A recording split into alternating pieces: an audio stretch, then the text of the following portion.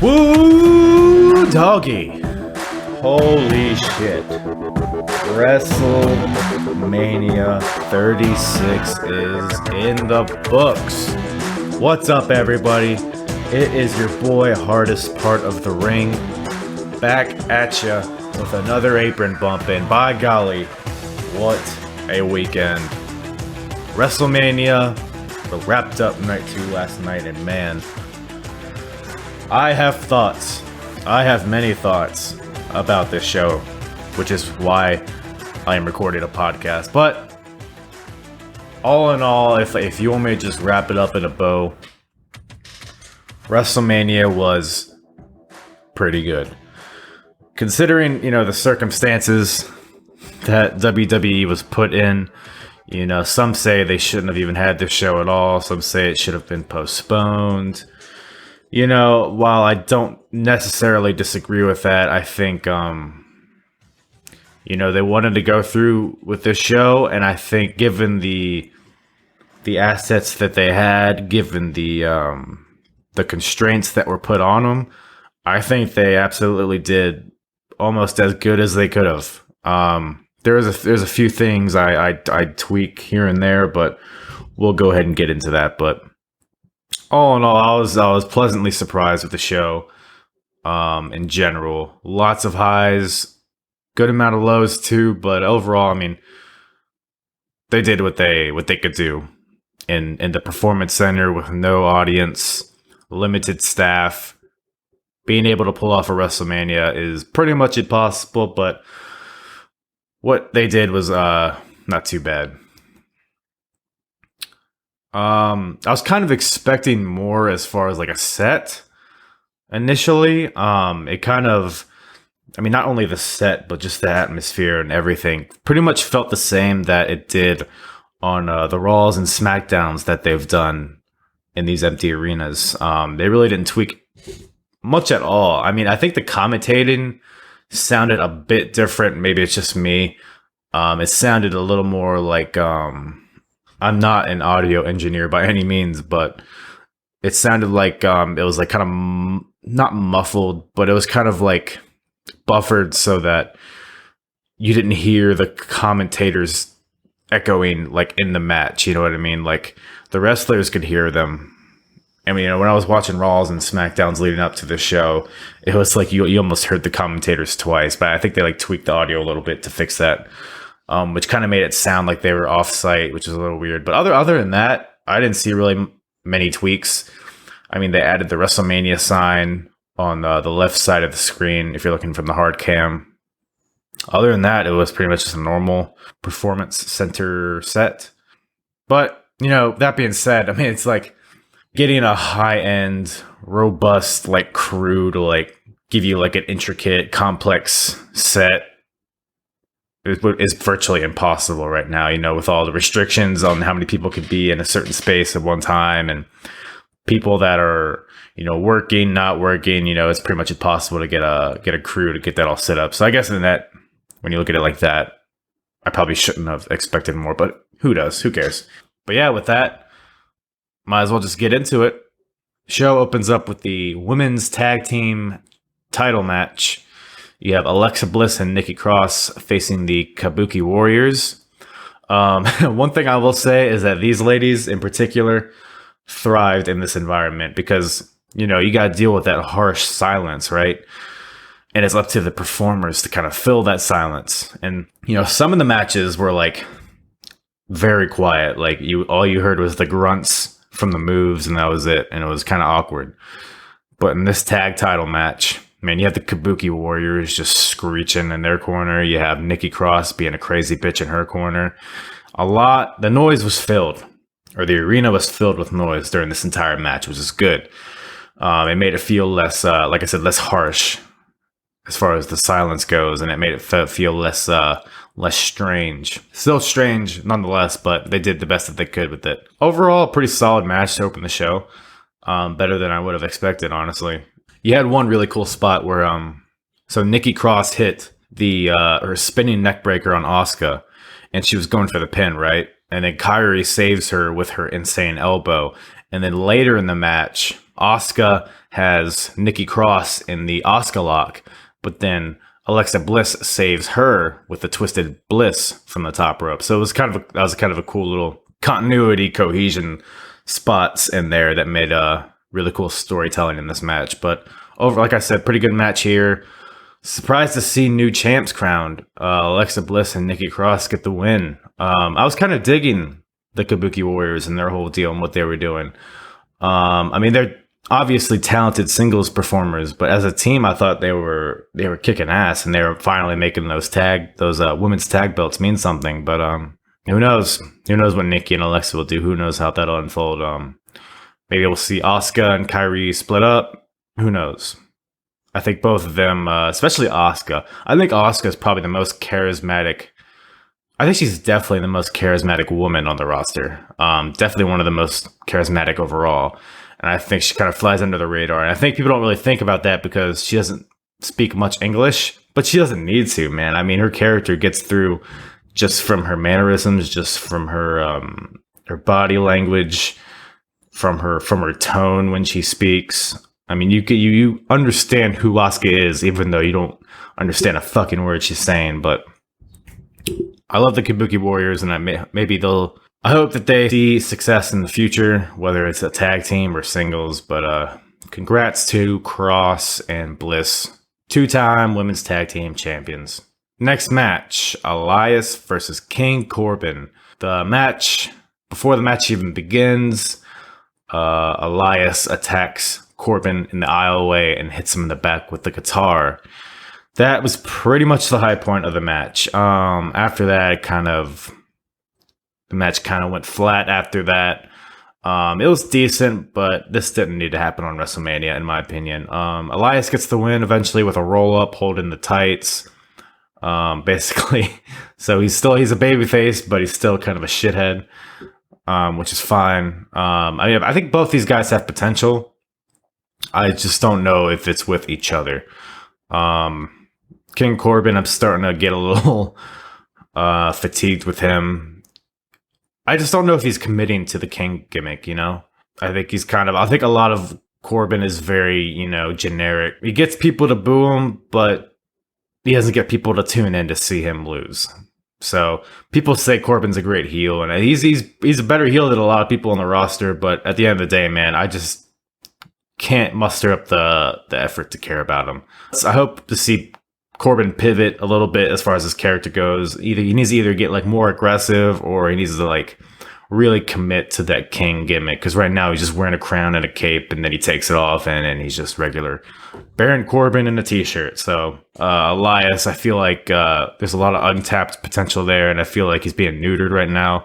I think he thrives as a heel. But I think he's been flip-flopping so much. I think he just needs to stay on one path, So if babyface is what they want to do with him, that's fine. But they need to give him a little bit more direction, in my opinion. But we'll see. Solid match, I guess. Not that great though. Next match, the Raw Women's Championship. The champion Becky Lynch versus Shayna Baszler.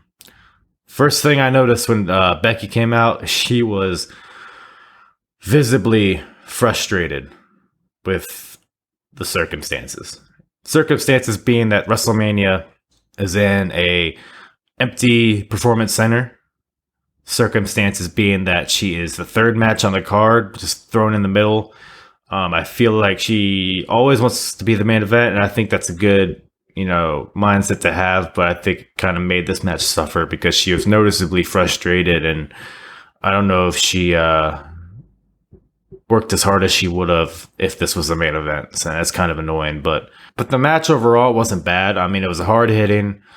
The girls worked hard, but I don't know. Again, this match kind of felt flat. I don't know if it would have been better with a crowd or not. I mean, going into this match, I was like, man, Shayna Baszler, this is the kind of person. This is the kind of character that will thrive in an arena with no crowd because, she's a fighter. No crowd, the benefit to having no crowd is it makes these matchups feel like fights, like real fights. And Shayna Baszler is somebody who needs to be in an environment where it feels like a real fight. So this whole time I'm thinking, man, Shayna Baszler is really going to benefit from this scenario. But I don't know, man. I don't know if it would have been better or worse with people there, but Becky ends up getting the win here.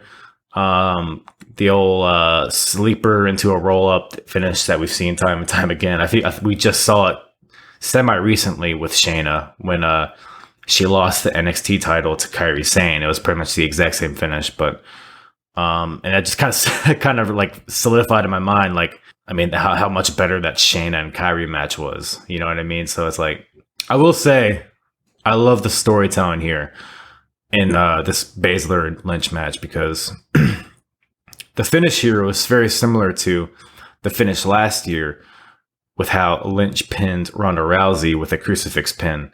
Basically, the story here is that, you know, you have these cage fighters coming into her world, these MMA fighters coming into the pro wrestling world, thinking that they're gonna just run roughshod on everybody and just demolish everybody in their path. But then Becky Lynch comes in and says, no, you're in pro wrestling now. And then she catches them with pro wrestling style pins to get the win out of nowhere, really catching the MMA fighters off guard. So I love that aspect of this match. I feel like the storytelling was great.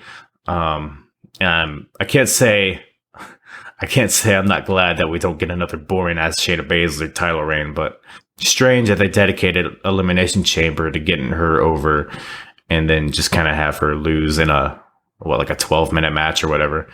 But this match was solid. That's pretty much all I got to say about that. Next match, Sami Zayn versus Daniel Bryan for the Intercontinental title. I felt like these two have a lot left in the tank as far as a matchup between these two goes. I mean, I've seen if you haven't seen Bryan Danielson versus El Generico in ROH, I think they've wrestled several times. Doesn't matter which one, just go watch it, or PWG or anything, or any time on the indies these guys wrestled. They have the potential to create magic in the ring, and but you know, you gotta work with what you're given, right? El Generico is now Sami Zayn, and Sami Zayn is a chicken shit heel, so of course it's not going to be the same match. But I think with what they were given, I think they made every second count. This match has felt pretty short, but if it was a sprint, it was a great sprint. They made every moment count. It was very hard hitting at every second. Both guys were talking shit to each other the whole match. You know, you have Bryan calling Sammy a joke in the corner as he's like chopping him. You know, you have Sammy being his normal shitty chicken shit self. Just hilarious stuff from both guys, mixed in with hard hitting, great wrestling in the ring, and a pretty good finish too. You have Daniel Bryan getting distracted by Shinsuke and Cesaro.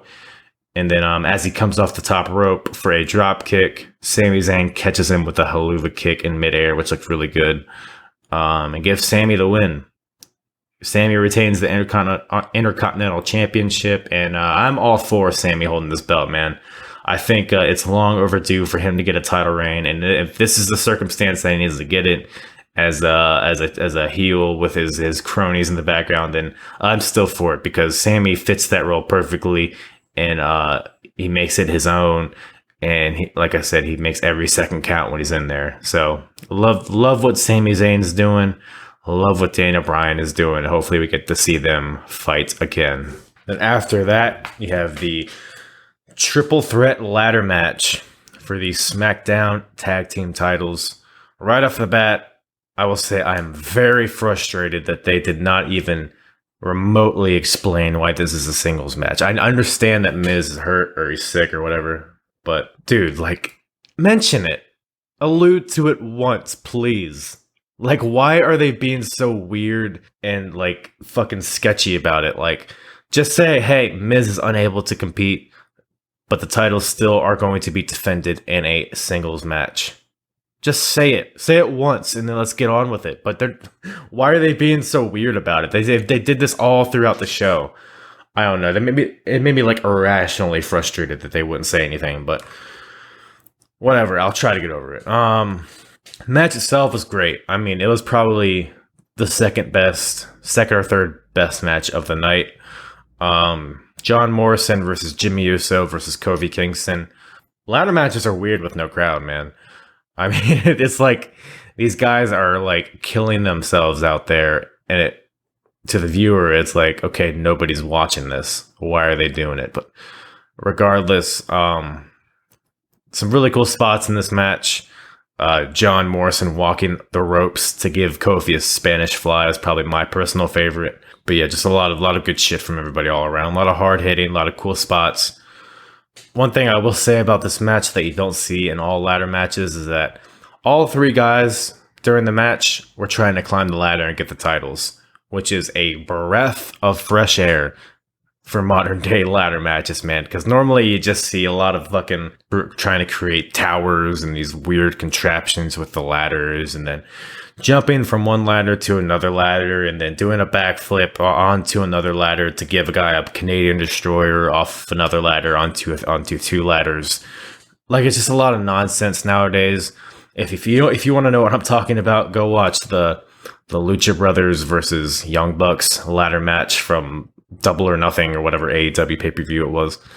Go watch that match, and that'll tell you what a ladder match should not be. But this match right here, this triple threat match, is pretty damn good, and I loved the finish. You have Jimmy Uso and Kofi like competing for the titles up there. Both guys are trying to grab it, and then John Morrison just takes both titles, falls off the ladder, but happens to grab both titles with them, giving him and The Miz the win. Miz and Morrison still your tag team champions. You love to see it. So yeah, great finish here. Hopefully John Morrison and Miz can pick up steam after this, because I feel like, I don't know, I feel like they have a lot more potential. I feel like John Morrison has, I want to see him as a singles, man. I feel like he's back here now. I feel like he deserves his shot in the main event scene. So hopefully we get to see that sooner or later, and hopefully this Miz and Morrison thing doesn't overstay its welcome, if you know what I mean. And after that, Seth Rollins versus Kevin Owens.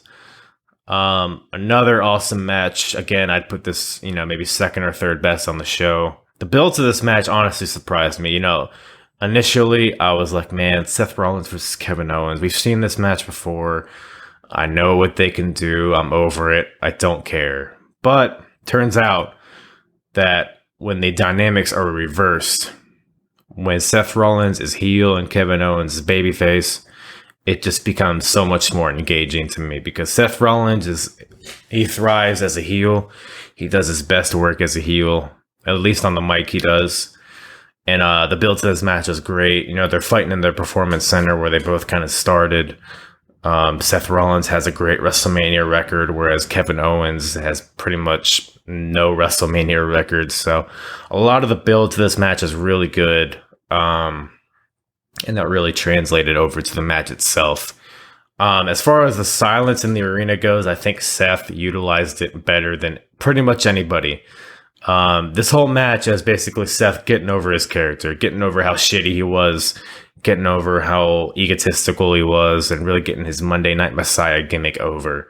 Whether he was talking to the commentators throughout the match, yelling at Kevin Owens throughout the match. You have no other sounds, man. Make use of it. Talk to your opponent. And a lot of guys did that at WrestleMania, but a lot of people didn't, that I think should have. But Seth here did that really, really well. Eventually, Kevin Owens is beating on Seth Rollins, and then Seth Rollins hits Kevin Owens with a ring bell. I believe it was a ring bell, right? By the way, the ring bell sounds when people were getting hit with it was hilarious. It sounded like SmackDown or like SmackDown Here Comes the Pain on PlayStation 2 ring bell sound. Ding! People get hit in the head with it, which is really funny. But yeah, Seth gets DQ'd here. But then Kevin Owens says, nah, son, we gonna run it back again. Basically challenges him to a no disqualification match. And then Seth sees Kevin Owens, how vulnerable and how hurt he is. So Seth's like, okay, let's do it. So they restart the match. They start brawling, chairs, ring bells, all come into play here. The finish of the match is probably one of the biggest moments of the two nights. Right here is when Kevin Owens climbed to the top of the WrestleMania sign, leaped off it onto Seth Rollins, who was laying on the announce table, gives him an elbow drop. Crazy spot. Rolls him in the ring, gives him a stunner. 1, 2, 3. Kevin Owens is your winner. Awesome match here from both guys. Great finish. Great build to this match. And looking forward to see where these two guys go from here. And after that, you have the Universal Championship on the line. Goldberg versus Braun Strowman. Man, this all feels like a fucking fever dream. You have, Goldberg and Roman facing each other for absolutely no reason. You have the build to that match, and then you have Roman dropping out at the last second. Don't know why they waited till the last second to drop him out when they knew he was immunocompromised, but nonetheless, Roman drops out. Braun Strowman gets thrown in, and once again, by the way, they didn't even kind of try to explain why Roman wasn't in the match. Like, very frustrating once again, dude. Like, just say, hey, Roman had to drop out due to his inability to compete or whatever. They could have done it 1,000 different ways, but to just weirdly avoid it made it seem way more sketchy than it needed to be. Really hated that they did that. But as far as the match itself, man, I will say this. Goldberg in an empty arena just does not work. That's a guy that feeds off the crowd. He feeds off the energy of a huge arena full of people. And to have him just walk into the performance center with nobody in the audience just didn't work to me, man. I think his luster runs off when there's no people in there. And I think he just doesn't need to be here in general, man. I love Goldberg, man. He's one of my favorites of all time, dude. But I think, they had him fucking squash the fuck out of Dolph Ziggler, which was awesome. They should have just left it at there. They didn't need to bring him in for Mania. There's 1,000 different avenues they could have gone to have a Universal title match without him. I don't think you needed to put the title on him, but they did, and we got this match. And basically, we'll get to the Drew and Brock match eventually, but this is basically the same match as that. The 2 world title matches were basically the exact same. Finisher from one guy, finisher from the other guy, and the other guy gets the win. Basically the same match, but I think Drew and Brock did it much better. I don't know, it just felt off, man. The spears felt weird in an empty arena, and then, Braun just hits his power slams out of nowhere, gets the win, wins the Universal title. I hate to say it, man, it's just too late on Braun, man. We all wanted Braun to win the world title like 3 or 4 years ago, but he's run cold at this point. And they've kind of booked themselves into a corner where they really didn't have any other choice, because I'm sure Goldberg probably was only contracted to work a certain amount of dates, and they're not going to have him, keep the title and fucking defend it at Money in the Bank or whatever, you know what I mean? So weird for Braun to get his big moment off a match with no build in the Performance Center, no less. But I guess I'm happy for him. He seems like a good dude, regardless of what people on the internet think. But yeah, you can look at this as a weird thing, right? But you can also look at this as potential. You can look at it as, okay, Braun Strowman. I'm Braun Strowman. I just finally won the world title after countless years of trying to do so. But my moment was ruined because there was nobody in the crowd, and it was just a weird atmosphere, and the whole arena was fucking weird, right? That can build up resentment in Braun. That can make Braun feel pissed off. That can remind Braun of who he used to be. He was the monster that destroyed everybody. He didn't fucking work off catchphrases. He didn't work off of things to get put on t-shirts. He wasn't, fist bumping the kids as he was walking to the ring. He wasn't the silly, goofy fucking Big Show 2.0 that he is now. He used to be a goddamn terrifying monster. He used to be. He's not anymore. But maybe this could be planting the seeds for that character to reemerge. Braun winning this title, he got thrown in there as a replacement. Why wasn't he the first pick? Why wasn't he the one to get put in a match against Goldberg initially? Why is Roman get to skip the line? And I'm sure they're going to allude to that in the future. At least they should. If Goldberg's not in the picture, who else do you have in that Universal title picture? It's going to be Braun and Roman. And Braun is pissed that Roman gets all the accolades, that Roman gets all the media attention, he gets put in all the big matches. What did Roman do to deserve it? Braun would say, etc., etc. So hopefully we get heel monster Braun Strowman champion. That's what I want. That's what I need. That's what the WWE needs to do with Braun Strowman. Enough with the get these hands. Enough. That's a shitty catchphrase. It's stupid. It's not even unique. People have been saying that for years. It doesn't even make sense with his character. Why? Because he happens to have big hands, I guess. There's 1,000 different things he could say that is better. But the whole catchphrase thing, not just with Braun, but with everybody. The burn it down or the suplex it. All that stupid shit just to get put on t-shirts. Enough of it. Congratulations, Braun Strowman. Next match, you have the main event. In my opinion, this is the best match of the weekend. AJ Styles versus The Undertaker. Boneyard match.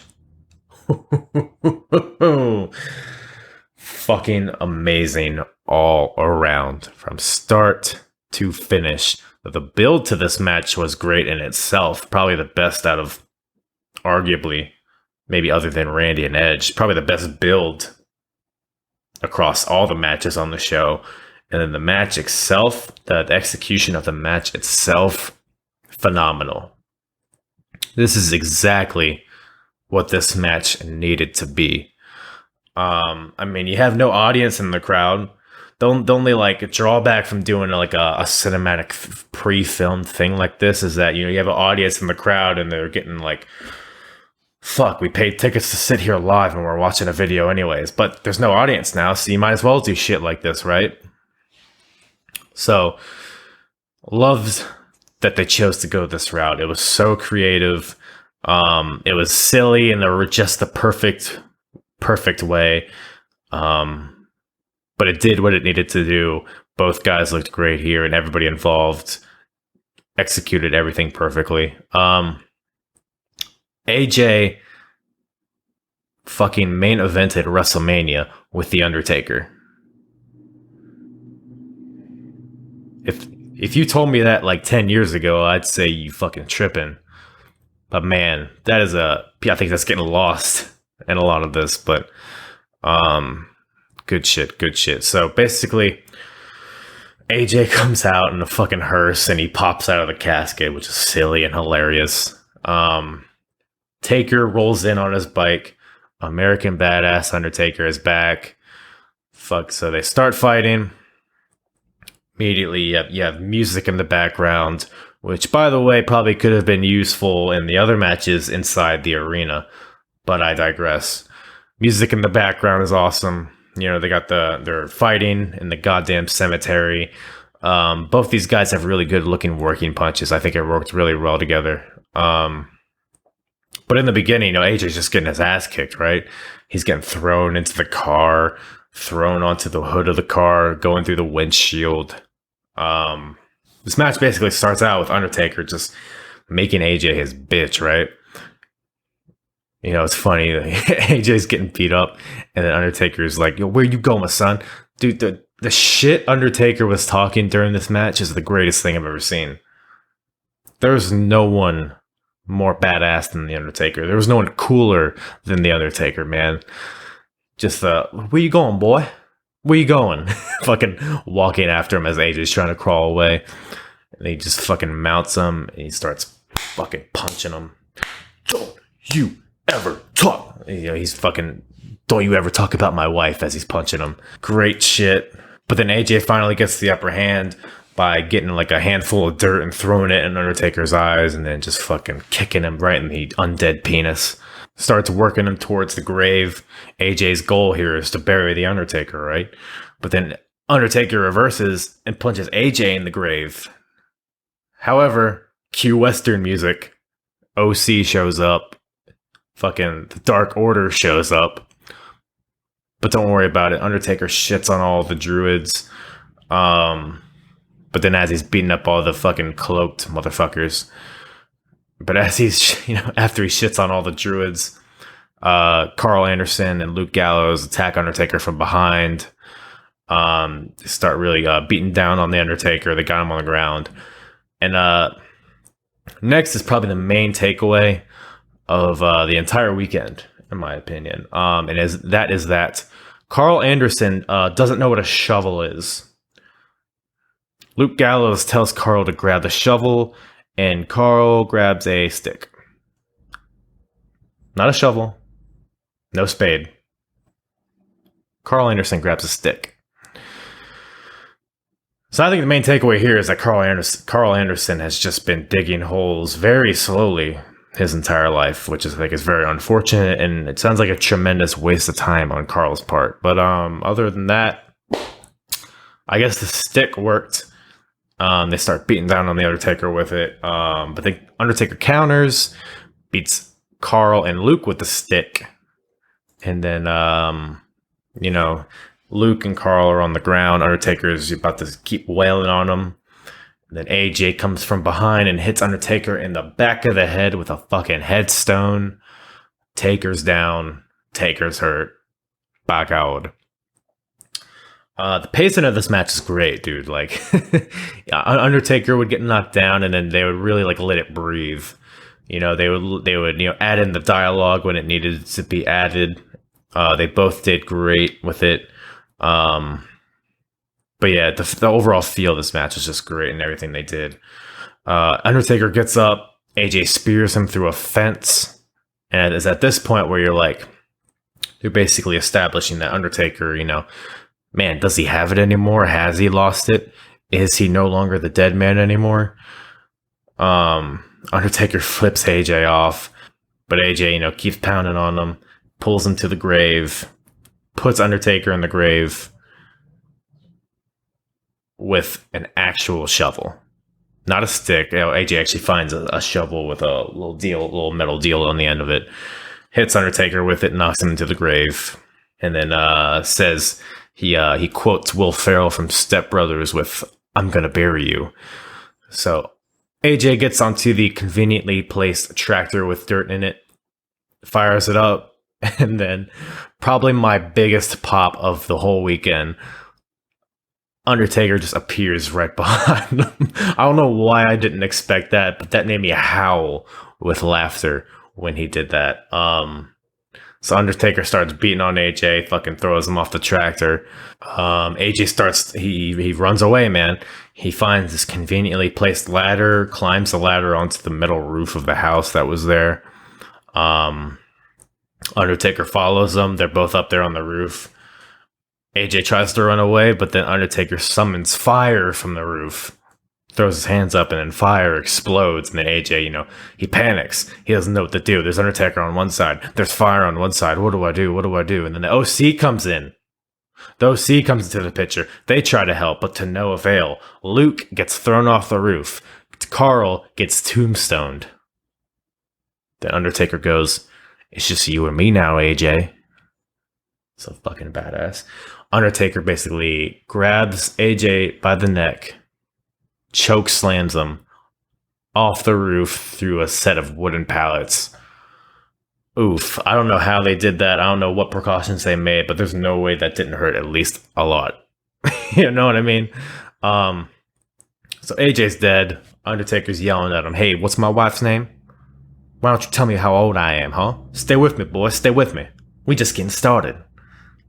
Fucking Undertaker rules, man. Undertaker fucking rules. Taker picks him up, carries him to the grave. Still talking shit all the way there. AJ's apologizing. He's begging now. He's begging not to be buried. Undertaker seems to have a bit of remorse. He says, "Hey, man, you fought your ass off. You fought your ass off." Gives him a hug. Starts to walk away. Turns around. Boom! Sparta kick right into the grave. AJ is dead. AJ is about to be buried. Undertaker gets into the tractor, fires that bad boy up. I guess somebody turned it off at some point. Dumps all the dirt onto AJ. AJ's buried. AJ's dead. Taker gets off the tractor, walks over to the headstone, onto the weirdly placed leaves on the tombstone, moves the leaves out of the way. Rest in peace, AJ Styles. Fucking beautiful, dude. Beautiful. It was corny in just the right way, but it was entertaining among all else, and that's really all that matters here. Um, AJ is his hand sticking up out of the dirt with his glove. Everything about it. It was just silly and fun. Undertaker, picks up his bandana, gets on his bike. Metallica starts playing. Pyro goes off in the background. Everything you could want and more with this match. Awesome job by both guys. Loved every second of it. Nothing on this show matched that, but by golly, they tried. And that brings us to night 2 of WrestleMania. I think definitely glad they spread this stuff out into 2 nights, because can you imagine if this was all in one day? Fuck, you don't have to imagine it, because that's what they've been doing the past couple of years, and it's goddamn exhausting. So very good call by the WWE to spread this out over 2 nights. Will they do this in the future? I doubt it. I think, I'd love to see them do it.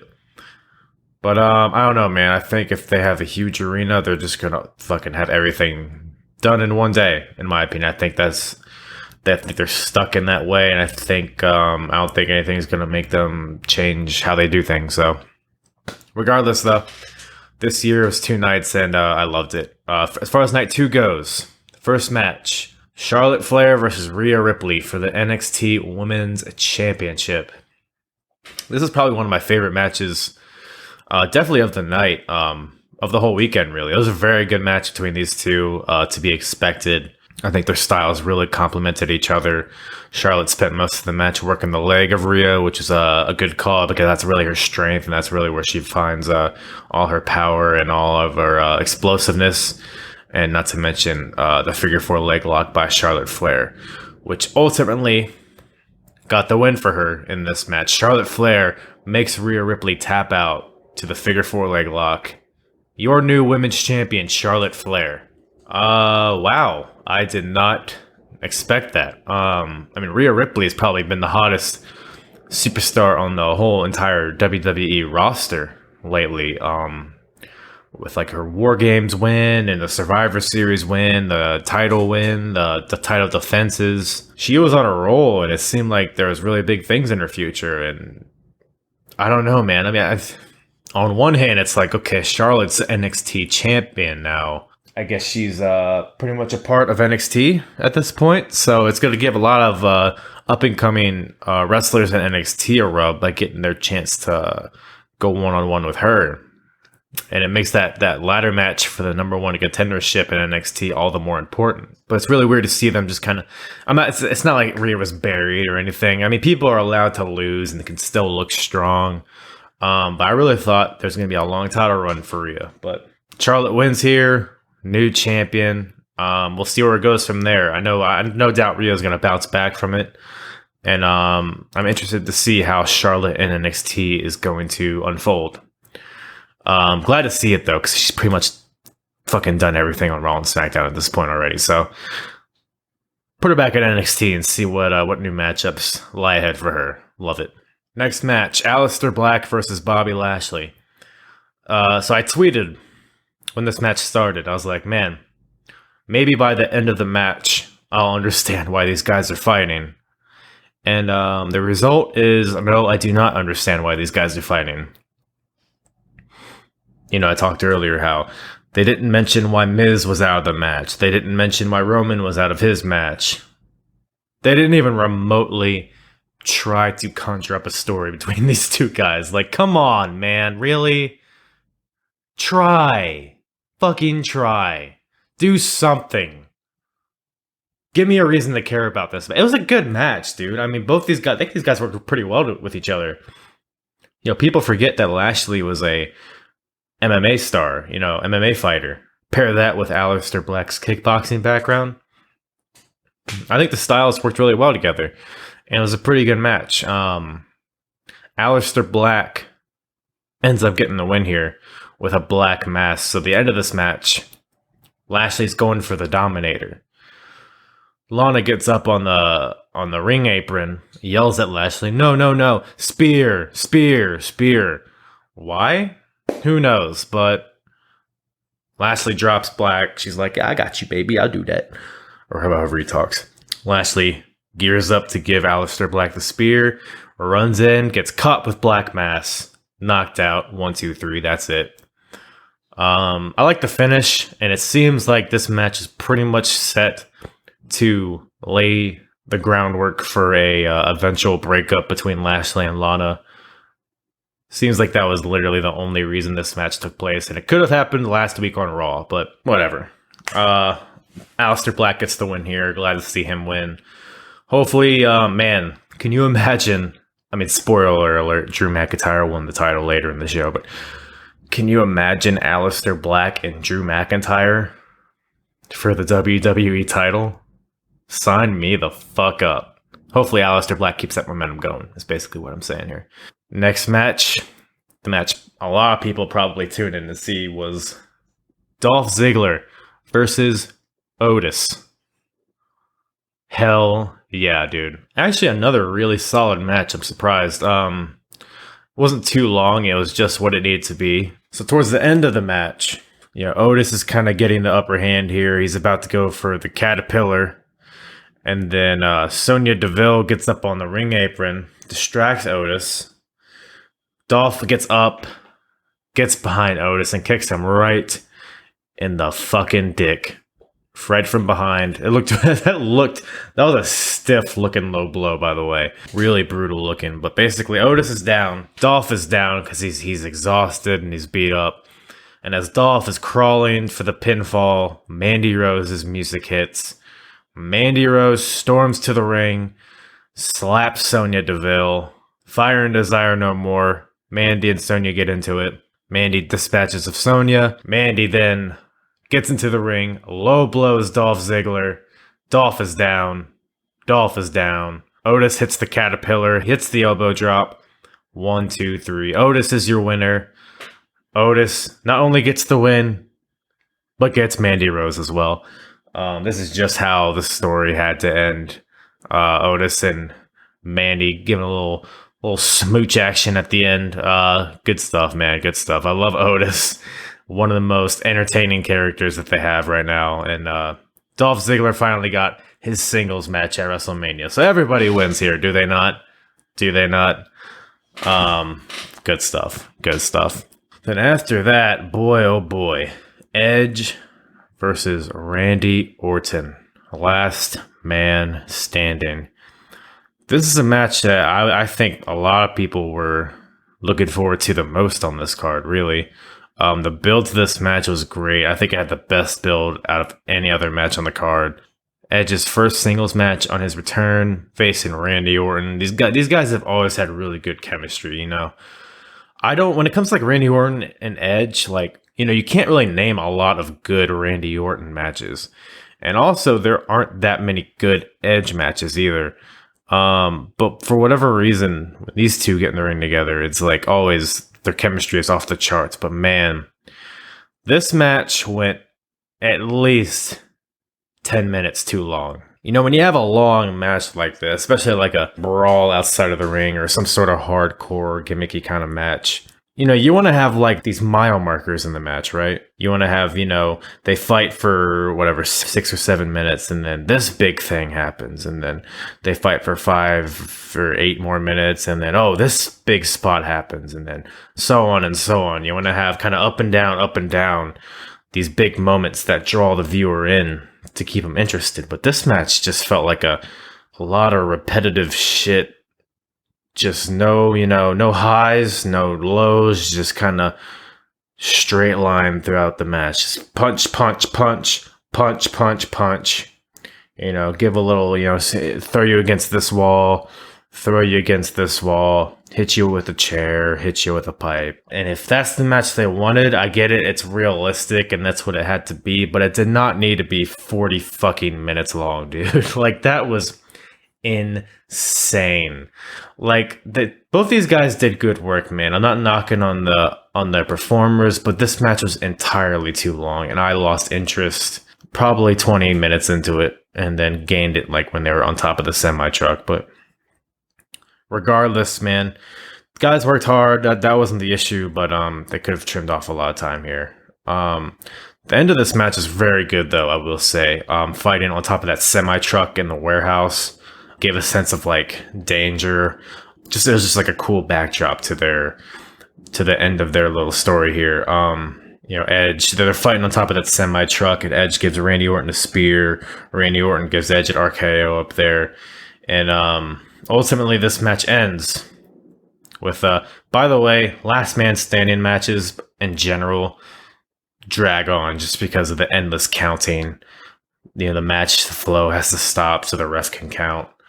And that just amplified how long this match felt. But either way, this match ends with Edge giving Randy Orton a concerto on top of that semi-truck. And man, the emotion in Edge's face and the selling by Randy Orton both worked beautifully here, dude. Two top-tier performers at the top of their game here. Loved I'm not gonna say I loved every bit of it because there could have been a lot less of it, but they did what they could, and what they did was great. Good match overall, but I think was neutered by how long it was. Good finish though, and honestly, I'm looking forward to see what Edge does from here. He had this feud with Orton. It was great shit. The build was great. But I have a feeling he wants to face some new faces here.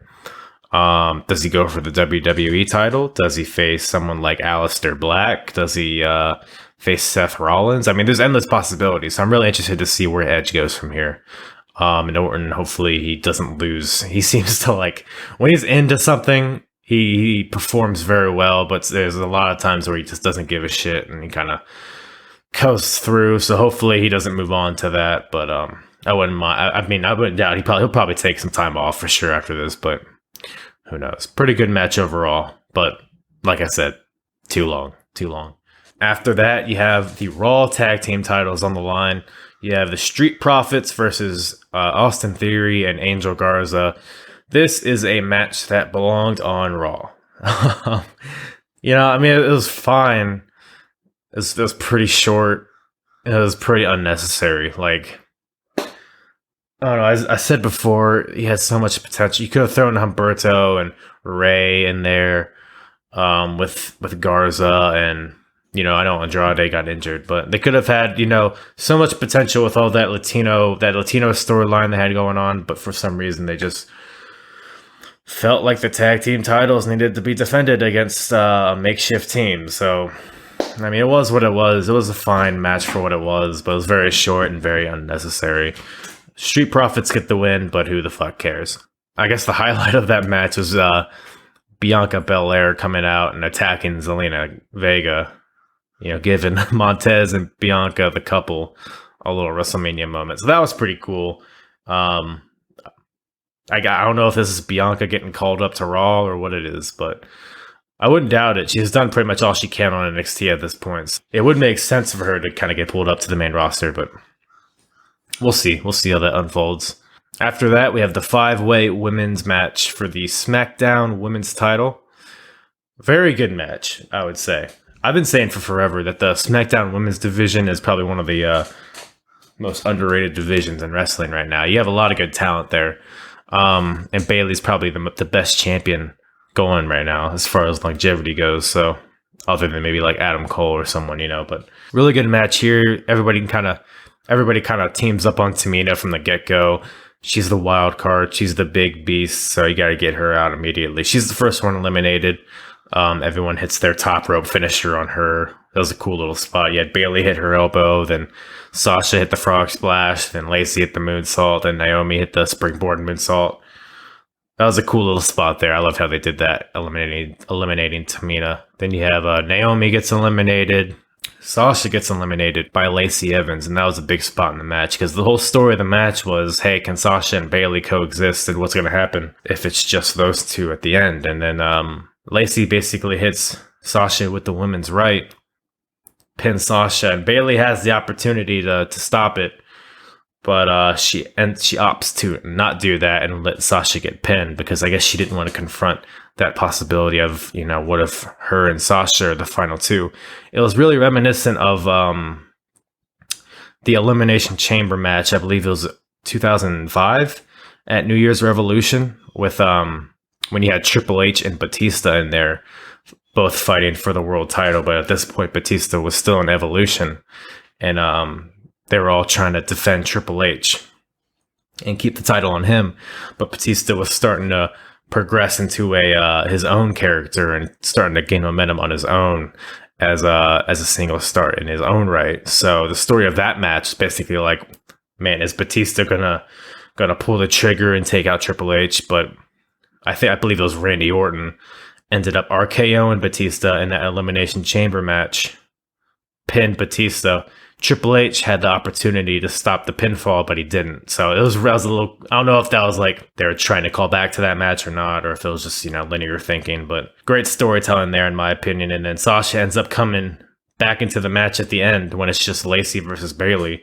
Sasha comes in, gives the backstabber to Lacey, gives Bayley the win. So they're planting seeds here. I like it. It's a shame they couldn't like culminate a story ending at WrestleMania, but it's still cool that they can kind of like plant the seeds to begin that story of Sasha and Bayley. I believe SummerSlam is supposed to be in Brooklyn. Am I correct? If that was the case, then fuck, dude. 5-year anniversary of the Brooklyn match between Sasha and Bayley at SummerSlam for the women's title. That's money right there, dude. If they don't do that, I will not do anything but complain. But still, come on, they should do it. But yeah, good match. Good match by all these ladies. I thought this was much better than a lot of people expected, and was probably one of the highlights of the night. And boy, oh boy, after that, what do we have? The Firefly Funhouse match. So everybody's, I think everybody loved the Boneyard match, right? It was so acclaimed by everybody. Everybody loved it, dude. Just beautifully shot, beautifully produced. And it was very effective in what they were trying to do. And I think people had that match in mind when this Firefly Funhouse match started, right? Because they saw the potential and they saw what they could do with that kind of cinematic matchup, right? And in my opinion, this seemed a little, I don't know. Because like the Boneyard match was like, I still felt like AJ and Undertaker were like battling, I still felt like there was animosity there, and I still felt like it was a culmination of a feud that had been building up for weeks. But this Firefly Funhouse match felt more like a collaboration between Cena and Wyatt, if that makes sense. The Boneyard match was a matchup between two people. The Firefly Funhouse was a collaboration between two people. It felt like Wyatt and Cena were working together to create a skit rather than them actually having some sort of struggle against each other. And that's fine and all. I guess it is what it is. We've seen Cena and Wyatt countless times, man. We didn't need to see another like wrestling match between these two. And for what it's worth, man, it was entertaining. There was a lot of cool, really fun callbacks to Cena's early career. He comes out in the wrestling trunks that he wore in his debut, transitions to his chain gang gimmick, his rapper gimmick. He has all the they allude to his bodybuilding past. They allude to his debut being kind of a lackluster follow-up to it. Like the matchup when he challenged Kurt Angle is great, but then the follow-up was kind of a flop. They kind of alluded to that with, Bray Wyatt, like ducking all his punches and all that. That they call back to their previous WrestleMania match 6 years ago. Both of them like in the same attire that they were wearing in that match, and basically call back to, what if Cena did hit Bray with the chair when Bray was calling for it. Or the one part that I didn't expect but I loved was the whole NWO deal. Because it's basically alluding to like all these fans want John Cena to turn heel, right? Because at the entire time, his entire main event push, man, everyone's like, "Come on, Cena, turn heel," and they basically called that like when Hulk Hogan turned heel and joined the NWO, and they basically put in Bray in the Eric Bischoff role and Cena in the Hulk Hogan role. And basically, it was like kind of poking fun at that, how all the fans wanted him to turn heel, which is hilarious and really well done. But ultimately, this match ends with The Fiend popping out, giving Cena the mandible claw, pinning him 1, 2, 3 with, yeah, you have The Fiend pinning him, but then Bray Wyatt counting the pinfall. Very silly. I struggle to even call this a match, but it was very entertaining, just like the Boneyard match. But I think I still prefer the Boneyard match overall. But this served the purpose that it was supposed to serve, this Funhouse match, and it got mixed reviews by everybody, but I loved it personally. I thought it was very entertaining. And in an environment where there's no crowd in the audience, you might as well do silly shit like this. I guess this gives Fiend some retribution for losing the title. Because technically, I guess it's a win over John Cena, and then Cena vanishes after. So is Cena done? There's a lot of questions I have after this match, but that's the mark of a good wrestling match. You want the fans to have questions. So good stuff by Cena and Wyatt here. And with that, we have the main event of the weekend. Drew McIntyre versus Brock Lesnar for the WWE Championship. This match was, I guess, all it needed to be. Like I said earlier, this is very reminiscent of the Braun and Goldberg match, just a lot better executed. I don't know, man. I guess I expected a little more from these guys. I mean, this match really was just, I did not expect like a 20-30 minute classic by any means, but like, I don't know, man. Brock just kind of grabs Drew and gives him a suplex and then 4 F5s. Then Drew gives him 4 of his finisher and then gets the win. Like, I feel like they could have built it up a little more within the match, but, you know, I'm not going to complain. The result was what I think a lot of people wanted to see. And that is that Drew McIntyre gave Brock Lesnar a Claymore to the jaw, pinned him in the middle of the ring. 1, 2, 3. Drew McIntyre is the WWE champion. Boy, oh boy, that is a long time coming.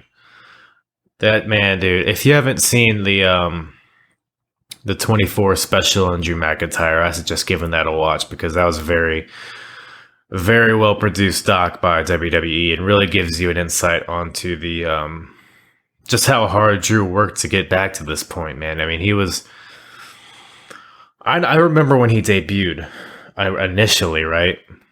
I mean, he was a part of like a tag team. He was part of like a lower card, like a undercard tag team. The tag team was short lived. I think he was with like Garrison Cade or something. But the tag team was short lived, and then he was repackaged and came back as the Chosen One, and had a very underwhelming run there. I remember not liking Drew McIntyre at all back then, not because he was a heel, but because he was boring.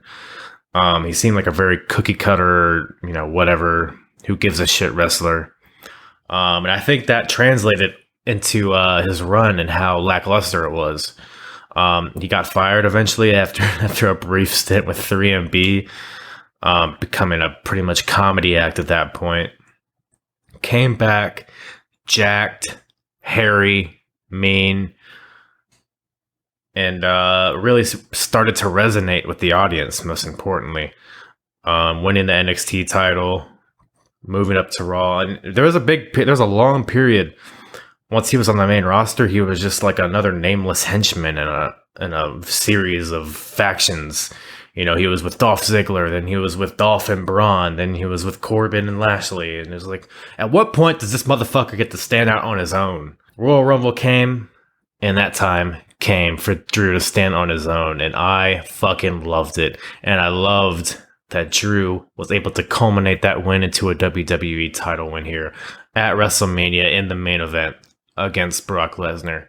Loved it, loved it, loved it. Great way to end the show, man, with Drew.